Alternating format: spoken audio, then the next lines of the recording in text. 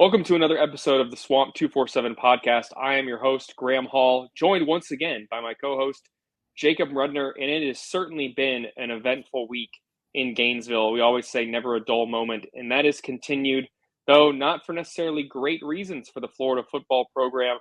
To recap, the Gators fell 33-20 on Saturday to Texas A&M. The Gators fell into an early 33-7 hole.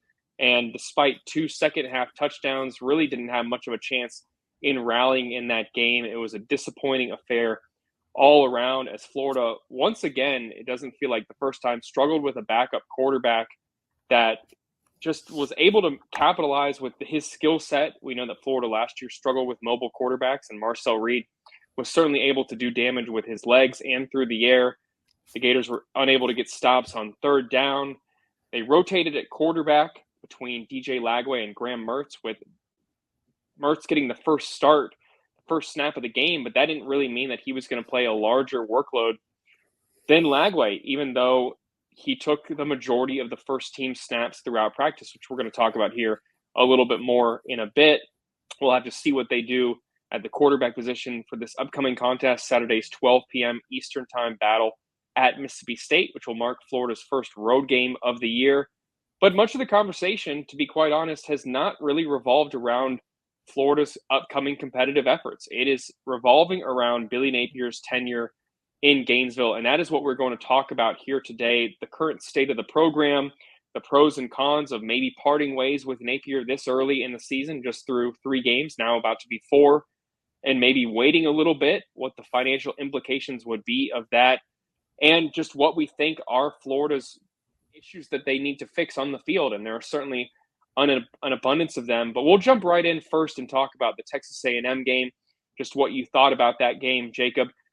Against a team led by Marcel Reed, what were some of the glaring issues that stood out to you in that Texas A&M contest that really led to Florida, it's spiraling, them being shut out in the first half for the first time since 2015, and really having not much of an opportunity to compete in their SEC opener? What were some of the things that stood out to you that were glaring issues for this Florida team?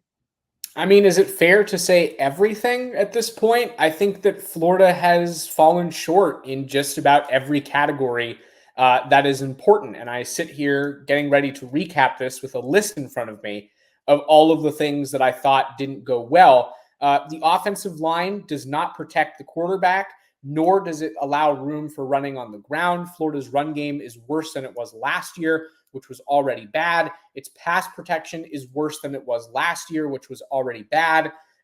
Florida's offense lacks the dynamic elements that we spent an entire offseason hearing from Billy Napier about how they were going to have, more deep shots, more aggressive offense. That certainly isn't the case.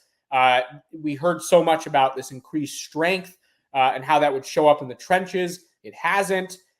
Florida doesn't pressure quarterbacks. Florida doesn't contain quarterbacks. They make questionable decisions on scheme, both offensively, where I find them to be extremely bland.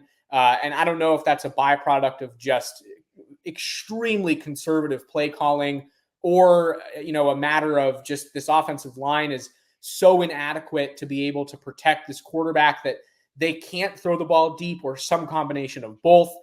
Defensively, I had questions about why Florida was blitzing and putting itself at a numbers disadvantage in so many different scenarios.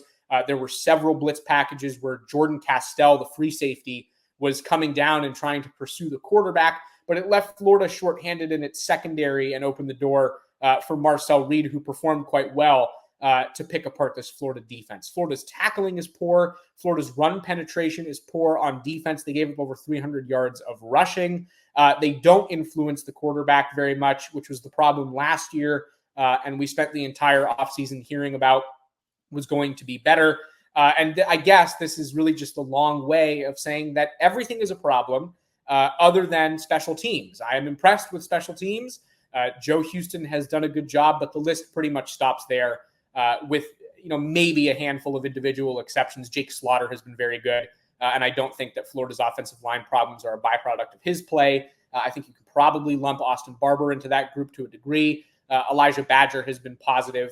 But really, Graham, everything else outside of, maybe I'm missing a couple things, but everything outside of what I just said has been pretty disappointing. And it was Certainly disappointing in that Texas A&M game when Florida, for the second time this season in as many games against FBS teams, got blown off the ball in every possible category and was made to look like a markedly inferior team. So the answer to your question is nearly everything at this point.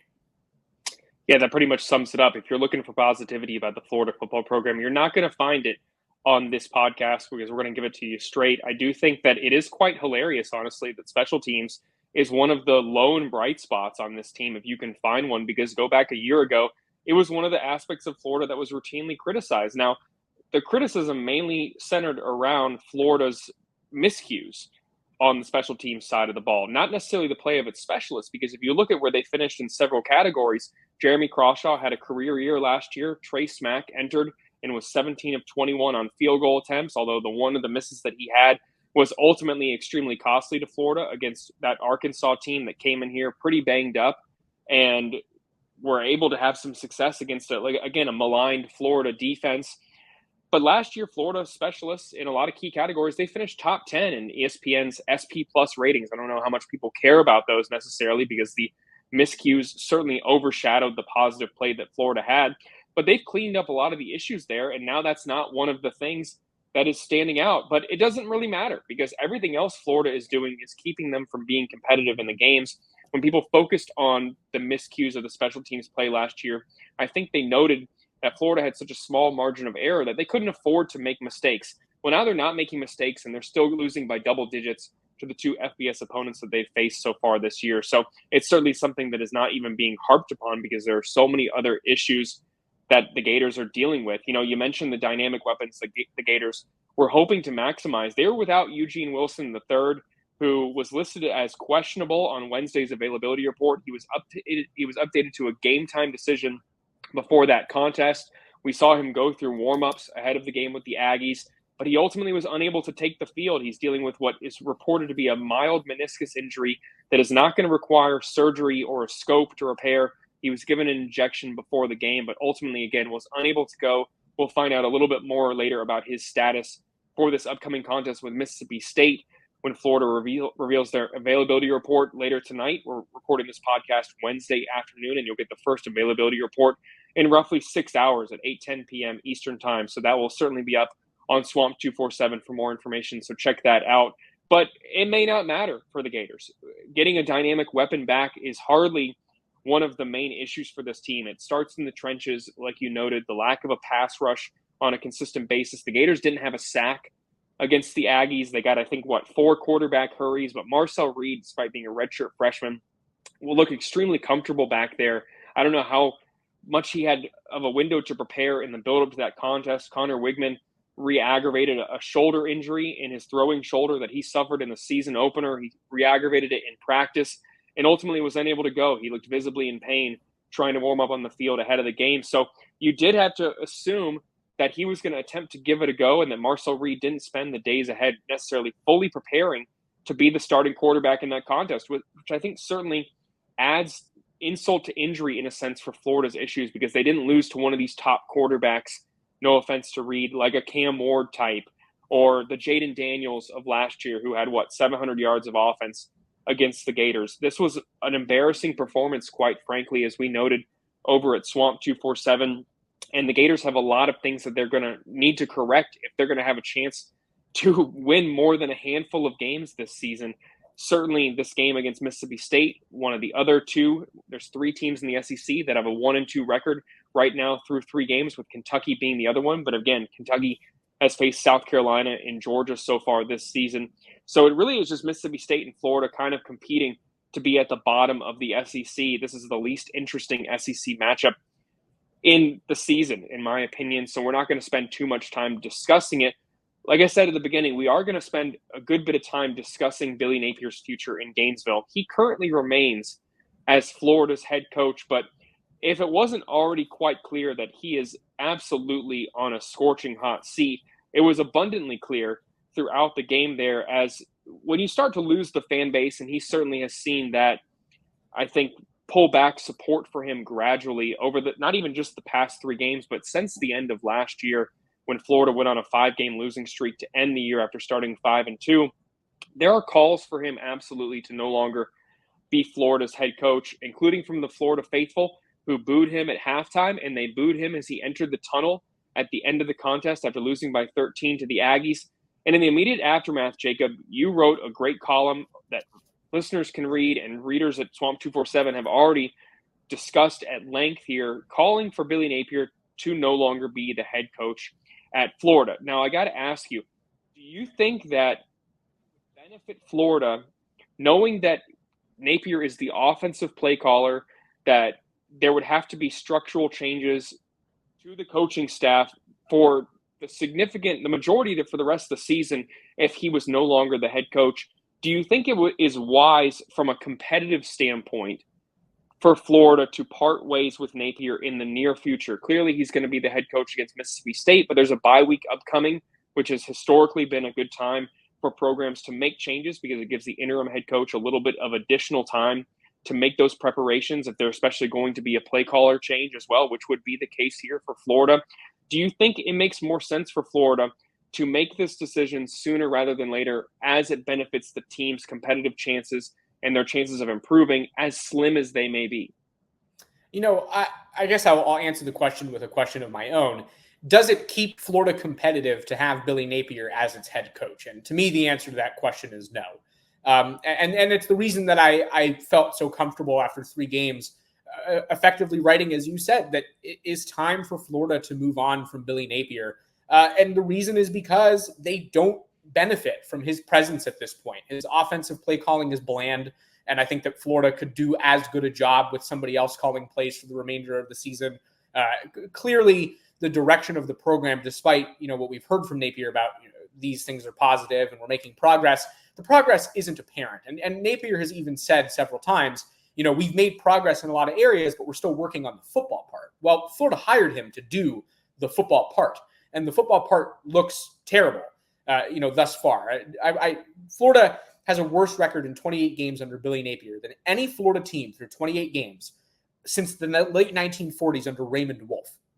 This is historically bad football. And so I really don't see a benefit to keeping Napier. Now, I do understand that it is early in the season and there probably isn't as big a rush because, putting it plainly, Florida feels as though it's in trouble if it does and in trouble if it doesn't. So it doesn't really make a massive difference in terms of the quality of play you might get if you fire Napier. But, and Swamp247 subscribers can read about this in more detail on the site.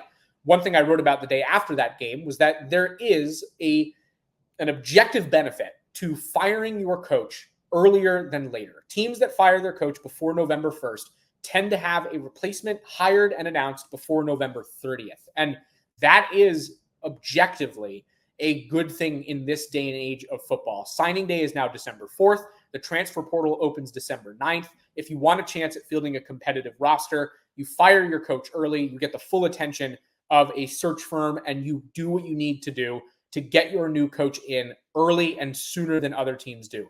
That being said, I don't think Florida can get away with, in this next job search, which is inevitable, and I don't think Billy Napier will be the football coach in 2025, barring a massive surprise. They will need to go after some guys who are probably or going to have a very good chance at appearing in the college football playoff. So, I think that there's a benefit to being able to get ahead of the search process. At the same time, I think that the season is a lost cause for the Gators either way. And so if Florida has zeroed in on some people like Lane Kiffin, it's no secret at this point that I think he's target number 1. You're going to have to wait anyway. So I think it can go either way. I'm not so sure it really makes a difference. I have heard from sources that, there are several boosters, high-level boosters, who would really like to see Napier, get the axe at this point, and to start to see the program take steps to move forward and beyond this era of, dark era of its history. But at the same time, I think unless those people are pledging significant money conditional upon Napier's firing, it doesn't really make a difference. I think that this is a team that is in a lot of trouble either way. You look at the schedule and just what they've been able to do against 2 FBS teams, and it doesn't really matter to me who's coaching. I think that they're going to lose a lot of games this year, and wins will be few and far between. So to answer your question, I don't think it makes a difference. Do I think that it'd be wise to start getting ahead of a search? Maybe. Do I think that they can still search for the next head coach while Billy Napier is in charge? Also, yes. And so at this point, it's just about, putting your head down if you're a Florida fan and trying to stomach what's in front of you and getting through this year and hoping that 2025 is going to bring a brighter day. Yeah, I think absolutely that's kind of the overarching theme here, is that there isn't really an overnight fix that you can make. There really isn't something that you can pinpoint outside of the search, which granted should already be happening behind closed doors, regardless if Billy Napier is here or not. They should be absolutely talking to agents, evaluating talent elsewhere. That doesn't need to wait until Billy Napier is not here anymore. I think that it's worth pointing out. And I think that it would kind of be a disservice to the football program if Florida's athletic department is not doing that already. And I would guess that they are. If they aren't, then there is certainly a greater problem here. And Florida fans already believe that there is a greater problem here. And I want to touch on that a little bit here before we dig into the financials of the Billy Napier parting of ways that, like we both have talked about, seems inevitable here at some point in the future.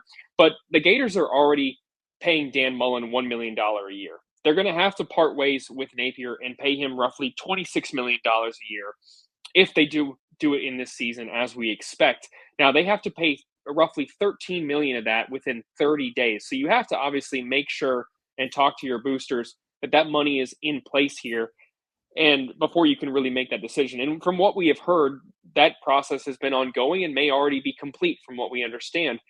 But then there's the factor of hiring the next head coach. You have to go out there and get a proven head coach. I don't think this fan base will be appeased by taking another risk on a group of 5 head coach to come in and try and replicate the formula they had at another stop along the way, because you just did that with Billy Napier, and you really can't take that risk again from a financial perspective that you're going to be able to make up ground there. So people will obviously want to prove a name. You mentioned some of the coaches, of course, Lane Kiffin in there, who may be contending for a college football playoff spot. That is something that would make fans hopeful and kind of wash away some of this apathy, that you can get someone in here who actually is going to be able to have success at applying their formula because they've done it at a Power 4 program. But how does Florida do that? I think the financials are quite interesting because on top of everything, as I noted on Saturday night, they're still trying to raise money for this nearly $500 million renovation to Ben O'Griven Stadium. From what we've heard, has really been the onus of fundraising efforts when Florida's athletic department talks to boosters. They want the money directed there, especially if they're going to meet that completion deadline of now less than 5 years in the future to do a $400 million renovation. That is absolutely a tall task in my mind. That's a story for another time probably, but it is something from a financial perspective that Florida's athletic department is thinking about. Now, clearly there are other factors in here as well. Florida does not have an official president running the university. What happens to Scott Strickland? Is he going to be involved in the hiring process whatsoever, or will the decision making fall on the people putting up the money, the boosters? I think that is a fascinating aspect of this problem that the Gators have that maybe isn't discussed about too much, because a lot of it comes down to Billy Napier's performance and Florida's on-field play. But there are factors here in the background that are going to affect this decision. Do you think from a financial standpoint that it makes a little bit more sense for Florida to wait to continue raising that money and see how some of these other head coaches play out? Or do you think that the financials could get worse, because the longer you let coaches like Lane Kiffin, Dan Lanning, the whole list of them, have success at their current programs, the more that their offer would go up potentially, because they could earn an extension from their current programs more? Do you think that it's kind of a double-edged sword in a sense in waiting rather than working to find someone who could be attainable at Florida given the right price, but may have success elsewhere? And look at what the state of the Florida program is, and look at the investment on the collective side of things, and look at the disorganization of the Florida athletic department, and think, hey, I like my current situation. We just competed for the college football playoff. I'm good, even though Florida has a long-standing tradition and a history that is very desirable for any head coach. Do you think that it makes sense from a financial perspective for Florida to wait, or just moving now and getting a head start? I know you kind of just touched on this a little bit, but from a financial perspective, do you think it makes more sense to part ways now or wait a little bit? I mean, the answer doesn't really change. I think that it's better to just get on with it and start looking for your next head coach. The reality is that the money doesn't change for Napier. I like I've said before, I think it would be a great mistake if Billy Napier is the coach at Florida beyond the 2024 season. And whether they fire him, while you and I are recording this podcast, or in 2 months from now, or right after the season, it doesn't actually matter. That $27 million roughly is what he will be owed over time. And like you said, it'll be $13 million or 50% of whatever is left on that deal, or 15% of the 85% that's owed to him as a buyout will be due in the first 30 days. And then a sum of roughly $3.5 million will be due to him every year on July 15th from 2025 to 2029. And that's not changing. So it doesn't make a difference, save for, a couple $100,000 maybe, if they were to wait more time to fire Billy Napier. But like you said, the longer you wait, the longer and the better chance you give some of these targets to, decide that they either don't want to go anywhere, or, and I think a lot more detrimentally to Florida, is allow them to understand that they do want to take another step in their career and have other schools that are going to be looking for coaches start to make decisions and start to get in on the process of having conversations. A coaching search is one of those things in my mind where you always want to be the first horse in the race. This is not one of those things where you benefit from, being behind a couple other teams and starting to have these kinds of conversations.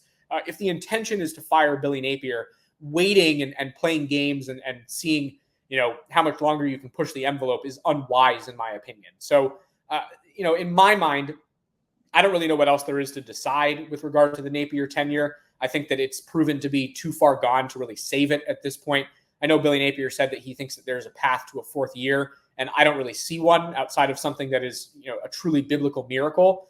But, at the same time, I think that they aren't really necessarily hurting themselves by not having him out of the door on September 18th when we're recording this, because it is very early. So I think that the wisest move would be to try and target some parting of ways before November 1st. That really seems to be kind of a key marker deadline for getting your coach out the door if you want to have the best shot and kind of the pick of the litter for your future coach. But in terms of the finances, Florida's in a tough spot either way when it comes to paying Billy Napier.